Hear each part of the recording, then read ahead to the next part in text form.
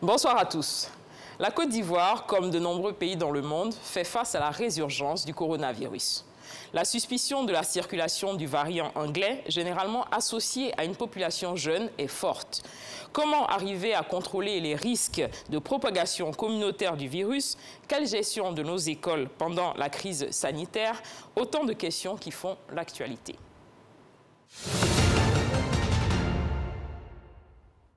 Je vous propose de commencer par cet élément de notre reporter Ouattara Seydou, consacré à quelques acteurs de l'école, acteurs qui font part de leurs expériences. Les choses ne sont pas faciles. Mais ici, nous avons déjà envoyé des notes d'information aux parents, leur demandant de doter leurs enfants en masques et en gants. Nous avons envoyé aussi des notes de service aux enseignants, leur demandant de ne pas accepter dans les classes les élèves qui ne portent pas leur cache-nez.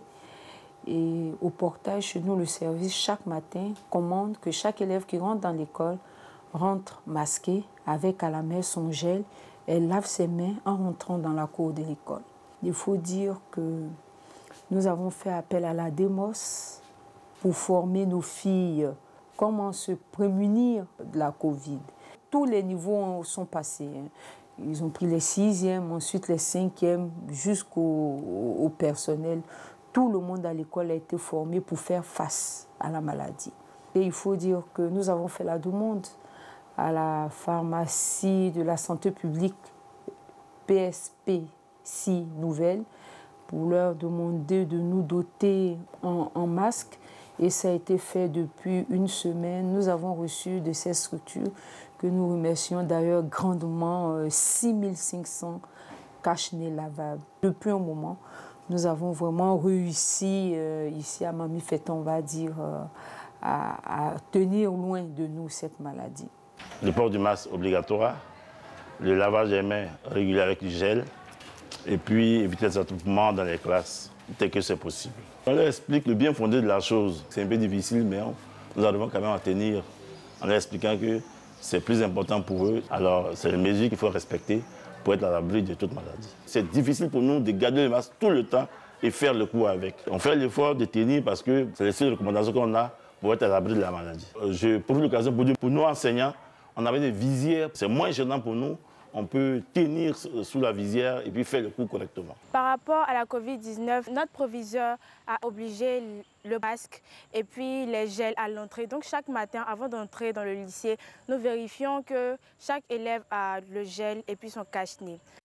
Pour aborder la question de la résurgence de la maladie à coronavirus et la gestion de nos écoles, nous recevons le Dr Mfa Sandoko, sous-directeur de l'éducation pour la santé à la DEMOS, qui est la direction de la mutualité et des œuvres sociales en milieu scolaire. Bonsoir, docteur. Bonsoir, madame. Docteur, quelle est la situation dans nos écoles aujourd'hui? Vous me permettrez de situer ce qui s'est passé à l'école depuis l'annonce de la pandémie en Côte d'Ivoire. Comprenez que depuis la notification du premier cas, le 11 mars, le 16 mars, les écoles ont été fermées. Et les écoles sont restées fermées pendant 2 mois. Et l'État de Côte d'Ivoire a mis en place un plan de riposte sanitaire et humanitaire qui a réussi à contenir la pandémie. Et ce qui a valu la réouverture de l'école, d'abord le 7 mai pour l'intérieur du pays et puis le 25 mai pour le Grand Abidjan.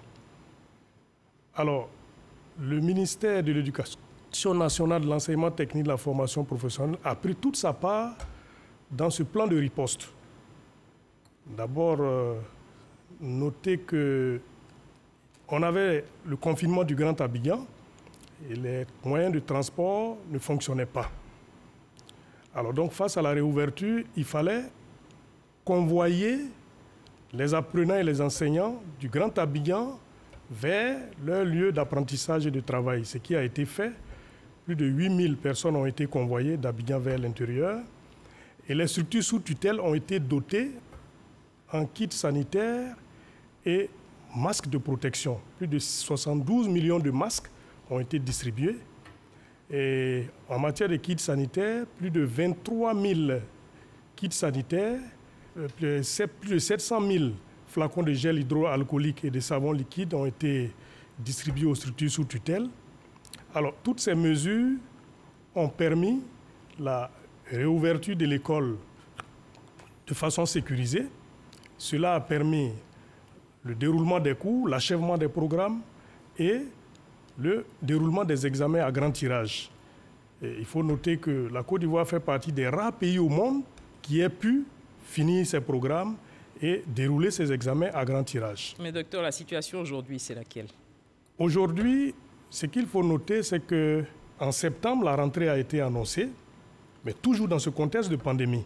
Tout à fait. Et le thème de la rentrée même, en tout cas choisi par Madame le ministre, c'est « Ensemble pour une école résiliente et compétitive ». Donc dans ce thème-là, tout est là-dedans. Donc il fallait renforcer d'abord les acquis de la première étape et deuxièmement, voir dans quelle mesure mettre en place dans les écoles des entités. Donc il y a une directive de mise en place des cellules de veille et des comités de veille Covid-19. L'objectif était d'amener les apprenants et les gestionnaires de l'école à s'approprier eux-mêmes les thématiques de sensibilisation relatives à la Covid-19. Donc ça a été fait. En plus, le ministère de l'Éducation nationale, la DEMOS, a élaboré et diffusé un protocole sanitaire. Voilà. Et le protocole sanitaire, si vous voulez, c'est le guide du gestionnaire de l'école. L'objectif est que tous les gestionnaires de l'école devaient avoir une conduite à tenir adaptée à ce guide. La difficulté qu'on annonce, c'est que la première phase dont j'ai parlé, c'est faite avec des effectifs réduits. C'est avec des élèves en classe d'examen. Le primaire est allé par alternance. Mais la rentrée de septembre s'est annoncée avec l'effectivité de toutes les écoles. D'accord, docteur. On va revenir à ce point au cours de cet échange. Le ministre de la Santé et de l'Hygiène publique avait relevé lors de son dernier point presse hebdomadaire Covid-19, je le cite, « Le virus circule de plus en plus en milieu scolaire ». Comment expliquer cet état de fait? Bon, vous comprenez que depuis le 20 décembre, le ministre de la Santé a fait une déclaration relative à la résurgence. Alors, il a informé la communauté nationale du fait que de plus en plus les jeunes étaient contaminés, les moins de 35 ans, et que la transmission était maintenant familiale et communautaire, c'est-à-dire dans les lieux de vie, à la maison, au travail, à l'école. Donc pour nous, c'était une façon pour le ministre de la Santé de sonner la sonnette d'alarme. Parce qu'en réalité, c'est de ça qu'il s'agit. L'école est un lieu d'apprentissage. Il n'y a pas de Covid-19 à l'école. Aujourd'hui, pour ce que nous avons constaté, c'est que les enfants sont sujets contact à la maison. Sujet contact veut dire qu'il y a un parent à la maison qui est le cas positif. Et l'enfant étant sujet contact se retrouve à l'école et souvent est informé de sa positivité au cas où il aurait fait le test. Donc il y a coronavirus à l'école? Bon, coronavirus à l'école, oui, on peut le dire, mais ce n'est pas une situation alarmante parce qu'aujourd'hui, on parle de résilience. Vous ne verrez pas de communauté aujourd'hui où il n'y a pas de coronavirus. Mais qu'est-ce qu'il faut faire? Il faut contenir la situation lorsqu'il y a un cas.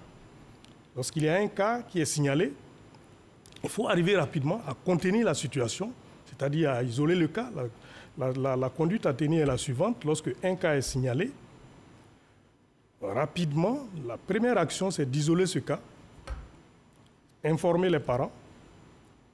Ensuite, lorsque le cas n'est pas sous traitement, on appelle les services des maladies infectieuses pour la mise en route du traitement, c'est-à-dire l'enfant est évacué vers ce service de prise en charge.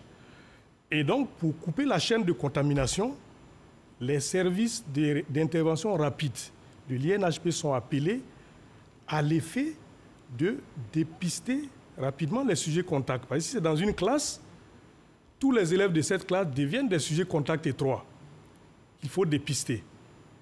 Mais il n'y a pas d'éviction scolaire pour ces enfants-là. Ils continuent d'aller à l'école tout en respectant rigoureusement les mesures barrières. Alors, et sous surveillance, n'est-ce pas, de l'infirmier de l'école ou bien d'un membre de la cellule de veille. C'est assez difficile à comprendre un cas contact qui continue d'aller à l'école tout en respectant les mesures barrières. Oui, parce que lorsque vous n'avez pas déclaré quelqu'un positif, vous ne pouvez pas lui dire d'arrêter le travail ou bien vous ne pouvez pas l'isoler.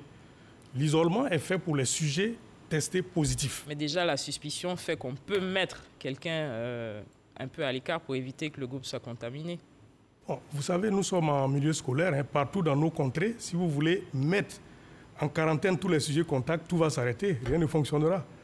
Voilà, donc c'est une stratégie qui marche bien. Ah bon? Ça, on peut vous le garantir parce que... il y a donc eu plusieurs cas dans des écoles qui ont marqué. C'est de rares cas, mais comme je le dis, on a réussi à contenir par cette stratégie d'action en liaison avec l'INHP. Et ça a bien marché. On aurait pu avoir les explications de la Direction générale de la santé sur ce point, mais finalement, l'invitation acceptée a été finalement sans suite. Donc, docteur Mfa Sandoko, je rappelle que vous êtes le sous-directeur de la DEMOS, la Direction de la mutualité et des œuvres sociales en milieu scolaire. Quelle obligation faites-vous aujourd'hui aux écoles dès la détection du premier cas du coronavirus? Automatiquement, un prélèvement est fait et l'enfant est mis en quarantaine à domicile. Comment est-ce que vous gérez les cas des classes maternelles et primaires? Au ministère de l'Éducation nationale et de l'enseignement technique, c'est vrai que nous gérons un peu le préscolaire, mais il y a le ministère de la famille, de la femme et de l'enfant qui aussi gère le préscolaire. Donc, les trois ministères aujourd'hui sont en train de mettre ensemble la procédure de gestion des cas de Covid à l'école qui va être signée par les trois ministres et vulgarisée. Parce que la réalité du préscolaire est tout autre.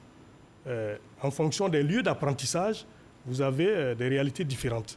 Ce que j'ai dit là, c'est dans le secondaire général. Le comportement au niveau du primaire, il est identique à ce qui se passe au niveau du secondaire général. Des enfants qui ne se touchent pas à la récréation, ce n'est pas évident. Oui, parce que ce qu'il faut dire, dans nos contextes, il est difficile aujourd'hui d'appliquer rigoureusement la distanciation physique. Surtout à l'école. Surtout à l'école. Il est difficile. Nous en sommes conscients. Et c'est pour cela qu'on a demandé aux gestionnaires de l'école de mettre l'accent sur les autres mesures barrières, notamment le lavage régulier des mains, le port correct du masque pendant toutes les activités scolaires et même en dehors de l'école, c'est-à-dire le trajet aller et retour à l'école. Et le respect des mesures barrières doit continuer même à la maison, j'allais dire, parce que l'enfant passe plus de temps à la maison qu'à l'école. Alors, si l'école fait des efforts pour baliser, en tout cas, cette situation, il convient que, dès que l'enfant retourne à l'école, on a dit tantôt, aujourd'hui, la transmission est familiale et communautaire. Et le plus souvent, c'est ça. Le coronavirus n'est pas à l'école, mais il est transporté, c'est-à-dire que de la maison, bien du domicile, vers l'école. Nous faisons l'effort de contenir. Et ça marche bien aujourd'hui. Voilà. La situation n'est pas du tout alarmante, ça je peux vous le garantir. Je suis en contact avec tous les DREN, les directeurs régionaux de l'éducation nationale. Nous sommes quotidiennement en contact parce que dès qu'il y a la moindre situation dans une école, nous sommes alertés et nous rentrons en contact avec l'INHP qui a le lead au niveau du ministère de la Santé en matière de prévention et de surveillance épidémiologique de cette pandémie. Vous nous dites que la situation n'est pas alarmante. Vous avez des chiffres? Les cas confirmés cumulés datant du 14 février, quand vous prenez les enseignants représentent 1% des cas confirmés. Et donc, quand vous prenez les élèves et les étudiants, parce que c'est le ministère de l'Enseignement a mis tout ce paquet-là ensemble, cela représente 6%. Et quand on dit élèves et étudiants, il faut voir la cible. La cible scolaire, déjà, comme je l'ai dit, au niveau de l'éducation, c'est plus de 7 millions d'apprenants. Donc, pour que le cas soit alarmant, il faut combien de le pourcentage? En matière d'épidémie, même le moindre cas est une situation à prendre très au sérieux. Mais quand on nous dit que ce n'est pas alarmant... Voilà, dire aux populations, bon, je l'ai dit tantôt, c'est pour rassurer un peu les parents d'élèves. Vous gérez la situation. Voilà, nous gérons la situation. Il faut rassurer les parents d'élèves. Mais en même temps, les amener à nous accompagner. Parce qu'il y a des efforts qui sont faits à l'école, mais il faut que les parents prennent le relais. Dès lors où l'enfant n'est plus à l'école, il ne faut pas se dire que la prévention s'arrête, parce que l'enfant, il passe plus de temps à la maison, et puis avant de se retrouver à l'école. C'est un circuit école-famille. De nombreux enseignants sollicitent l'adhésion de la tutelle pour utiliser des visières. Est-ce envisageable? Bon, les visières, nous conseillons plutôt les masques. Les masques de protection. Parce que les masques, ça cache le nez, ça cache la bouche. Les visières, le constat, parce que le virus se transmet par voie aérienne. Voilà, moi, c'est ma propre expérience. Je recommande toujours aux apprenants et au personnel de préférer les masques aux visières. Parce que les visières, c'est vrai qu'il y a une barrière avant, mais en dessous, il y a tout un espace. Voilà. Donc, moi, je privilégie les masques. Les enseignants, est-ce qu'ils ont le droit aujourd'hui de passer entre les différents espaces des classes, des salles de classe? Les mêmes mesures que je viens d'énoncer tout à l'heure, c'est-à-dire les mesures barrières là, s'imposent autant aux apprenants, aux enseignants et au personnel administratif, c'est-à-dire tout le monde. Alors, l'enseignant qui dispense son cours, si cela le nécessite, je précise bien si cela le nécessite, peut se déplacer, mais tout en prenant les précautions qui s'imposent. Il doit porter son masque et puis il doit éviter d'être en contact étroit avec les élèves. D'accord. Voilà. Il faut vérifier si les cours sont bien pris. Voilà.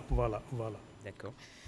Docteur Mfa, les masques faits maison, oui, sont-ils efficaces selon vous? Bon, ça, quand vous parlez d'efficacité de masques, et ça rentre dans un autre domaine qui n'est pas le mien.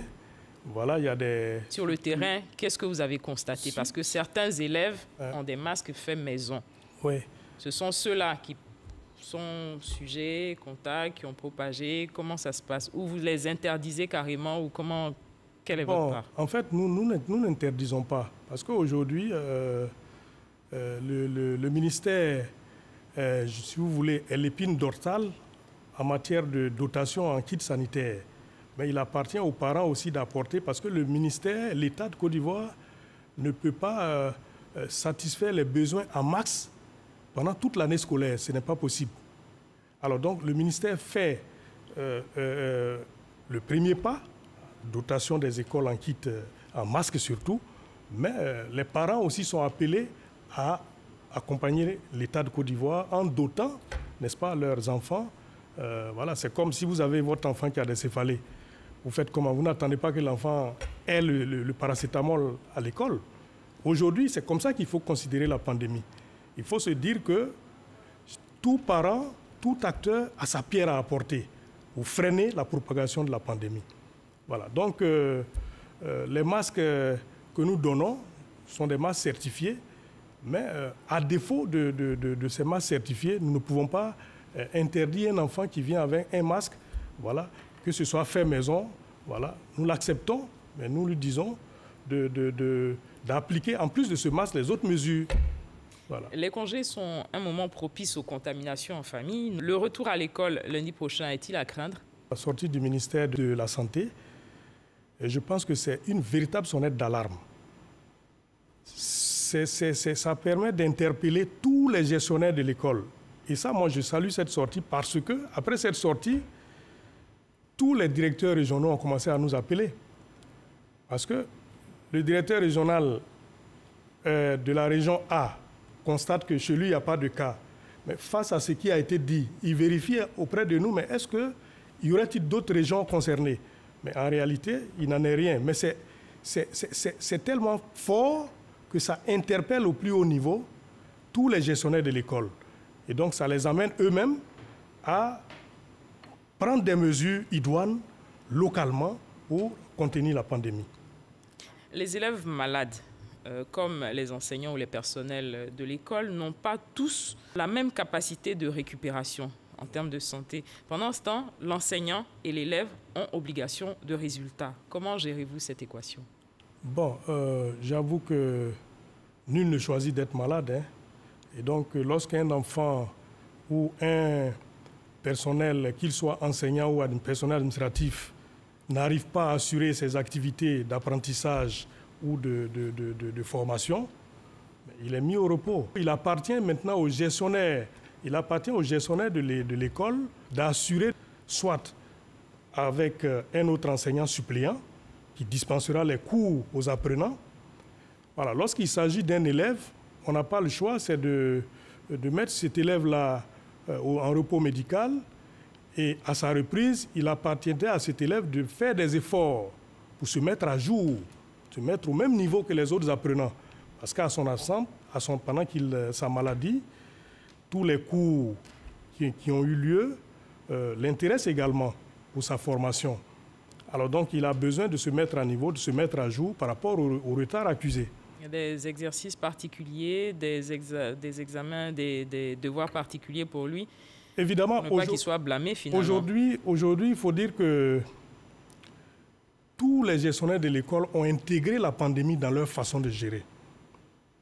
Alors, on vous a dit tout à l'heure que lorsqu'un enfant un élève est positif, il est surveillé pendant un temps. C'est toute une période où il y a les apprentissages. Et quand il revient, ma foi, il n'est pas blâmé. Les enseignants s'organisent pour voir comment lui donner l'apprentissage qu'il faut. Mais il appartient à cet élève de faire des efforts. Parce que Est-ce que le coronavirus aussi, ce sont des souffrances psychologiques telles que le stress et l'angoisse? Il faut bien gérer tout ça avec l'enfant. Oui, il faut bien gérer avec l'enfant. Je suis d'accord avec vous. Et parce qu'en plus de la prise en charge médicale, il faut associer une assistance, une prise en charge psychosociale. Est-ce que c'est fait? C'est ce que nous faisons. Parce que dans nos lycées et collèges, nous avons des cellules sociales. Des cellules sociales animées par des assistants sociaux ou des éducateurs spécialisés. Alors, l'éducateur spécialisé, son rôle est très, très important dans ce contexte de pandémie-là.